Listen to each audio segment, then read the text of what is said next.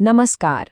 रूस यूक्रेन युद्ध को चलते हुए अब लगभग 3 साल हो चुके हैं और आज हम दो बहुत ही जरूरी रिपोर्ट्स पर नजर डालने वाले हैं। एक रिपोर्ट जो रूस की कमजोर होती अर्थव्यवस्था की सच्चाई बताती है और दूसरी जो इस लड़ाई की भयानक मानवीय कीमत को हमारे सामने रखती है।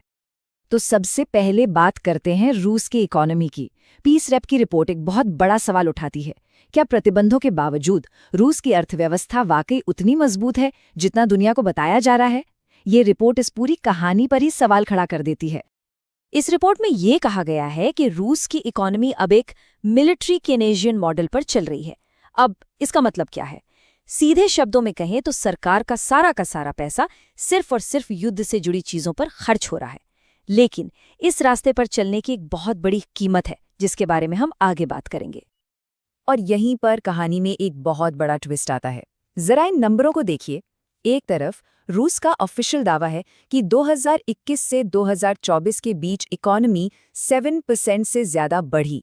वहीं पीस रैप का एनालिसिस कहता है नहीं, इकोनॉमी बढ़ी नहीं बल्कि 1.5% गिरी है। तो सवाल ये है कि इन दोनों में से सच कौन बोल रहा है? अब ये इतना बड़ा फर्क आया कहाँ से? तो इसका जवाब एक चीज में छिपा है जिसे कहते हैं इन्फ्लेशन डिफ्लेटर। आसान भाषा में समझिए, ये वो नंबर है जिससे पता चलता है कि देश में असली महंगाई कितनी है और इसी नंबर के आधार पर जीडीपी ग्रोथ को एडजस्ट किया जाता है। अब सोचिए, अगर सरकार महंगाई का आंकड़ा ही कम दिखाए तो क्या होगा? तो जीडीपी ग्रोथ कागज पर अपने आप ज्यादा दिखेगी, भले ही हकीकत कुछ और हो। और ये टेबल देखिए, यहाँ पर ये फर्क एकदम साफ नजर आता है। रिपोर्ट का कहना है कि जो असली महंगाई है वो सरकारी आंकड़ों से लगभग डबल, जी हाँ दोगुनी रही है। जैसे 2022 में सरकार ने कहा महंगाई 11.9% है, जबकि रिपोर्ट का अनुमान है कि ये 25% थी। ये इतना बड़ा अंतर है जो पूरी आर्थिक तस्वीर को ही पलट देता है।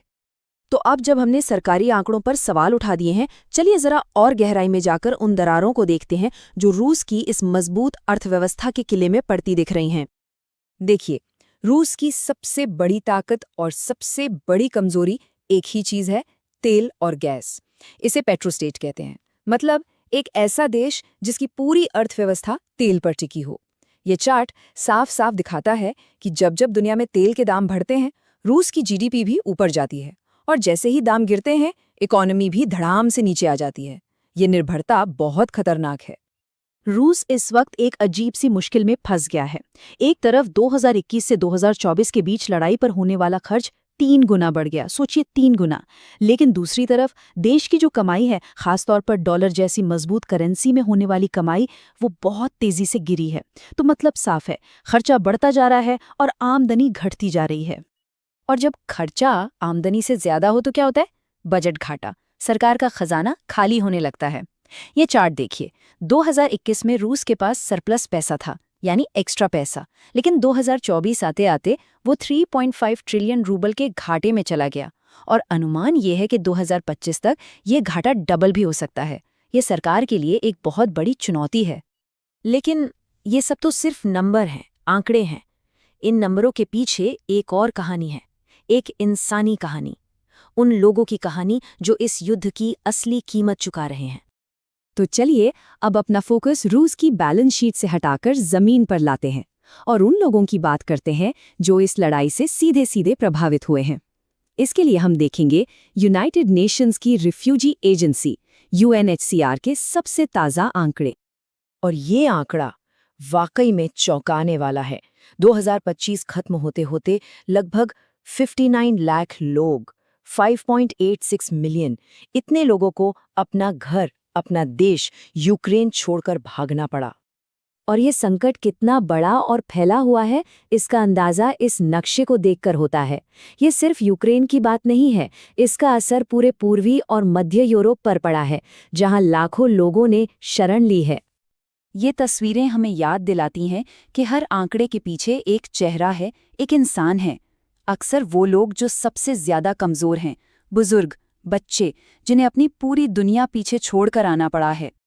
तो अब जरा ये समझने की कोशिश करते हैं कि जो लोग अपना घर छोड़ने पर मजबूर हुए हैं, उन्हें हर रोज किन चुनौतियों और खतरों का सामना करना पड़ रहा है, चाहे वो अपने ही देश में हो या किसी और देश में। इस बड़े मानवीय संकट से निपटने के लिए बहुत ज्यादा मदद की जरूरत है। अकेले यूएनएचसीआर ने 2026 के लिए $614 मिलियन की अपील की है, और इसमें से भी एक बड़ा हिस्सा उन लोगों के लिए है जो अभी भी यूक्रेन के अंदर फंसे हुए हैं और जिन्हें तुरंत मदद चाहिए। इन विस्थापित लोगों के लिए खतरे कई तरह के हैं।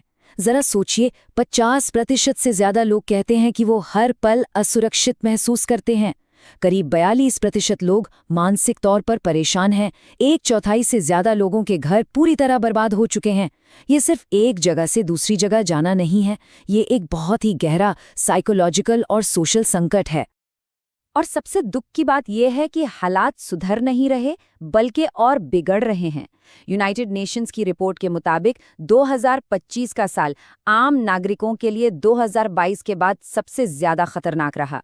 2024 के मुकाबले मौतों में 31% का इजाफा हुआ। ये दिखाता है कि लड़ाई की आग ठंडी नहीं पड़ी है। तो अब हम इस पूरे विश्लेषण के आखिर में हैं, जहां ये दोनों कहानियां आकर एक जगह मिल जाती हैं। एक तरफ रूस पर बढ़ता हुआ आर्थिक दबाव और दूसरी तरफ यूक्रेन में लोगों की बढ़ती हुई तकलीफें। तो पूरी तस्वीर अब हमारे सामने है। एक तरफ है रूस की हकीकत, जहां खजाना खाली हो रहा है, अर्थव्यवस्था की बुनियाद कमजोर हो रही है और आने वाले फैसले और भी मुश्किल होने वाले हैं। और दूसरी तरफ है यूक्रेन की हकीकत, जहां लाखों लोग बेघर हैं, आम लोगों की जानें जा रही हैं और मानवीय ज़रूरतें हर दिन बढ़ रही हैं। ये एक ही सिक्के के दो पहलू हैं। और यहीं पर हम एक बड़े सवाल के साथ रुकते हैं। जैसे जैसे रूस की आर्थिक मुश्किलें बढ़ेंगी और यूक्रेन में इंसानी ज़रूरतें और ज़्यादा गंभीर होंगी, इस लड़ाई में शामिल सभी पक्षों के सामने आने वाले वक्त में कौन से मुश्किल और शायद ना टाले जा सकने वाले फैसले होंगे।